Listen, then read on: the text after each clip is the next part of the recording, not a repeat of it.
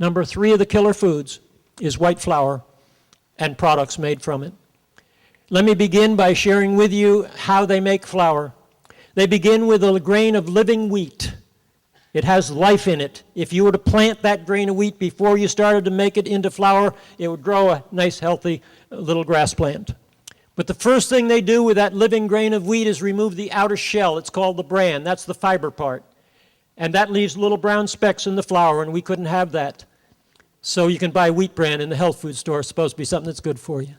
The next thing they remove is the germ. It contains all the nutrients, but it gums up their machinery and turns rancid real easily. So you can buy wheat germ in the health food store. It's supposed to be something that's good for you. Then they take what's left. It's called the endosperm. And they grind it into a very fine powder, but it's not white enough for them, so they bleach it with something like Clorox. Aren't you looking forward to your next hamburger bun? And now they have this very fine white bleach powder, but it has no fiber and no nutrition in it, and they can't put that on the label, so they introduce into it some coal tar artificial chemical vitamins. These are derived from coal tar. They're really toxic substances, but in the chemist's lab, they have a similar chemical composition as the real thing. So on the package, they can write vitamin this and vitamin that, and in big bold letters on the package, enriched! Enriched what?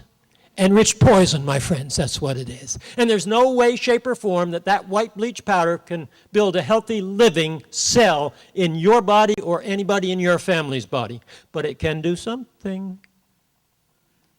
When I was in school during Depression days, we didn't have money for glue.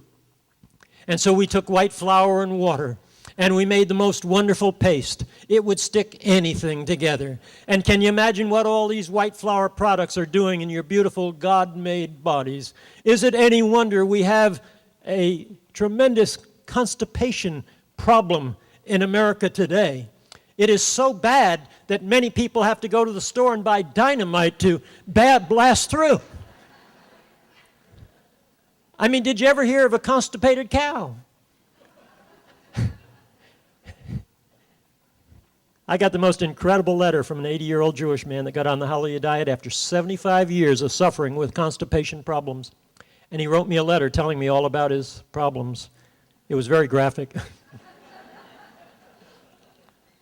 He said he had had 5 surgeries, and he had fissures, he had hemorrhoids, he has bleeding, he had pain. He said 75 years of suffering. But he said, since going on the Hallelujah diet, he said, everything's coming out rosy. You say, preacher, why'd you make me laugh? Because I just took almost everything you eat away from you. I wanted you to come up smiling. So now we're going to totally, there are 2 more killer foods. One is sodium chloride table salt, which I won't spend any time on. You can read about it. I just did a recent health tip on it a few weeks ago. And the other one is something I will reserve, number 5, until the end of the seminar, because I don't want to lose the crowd yet.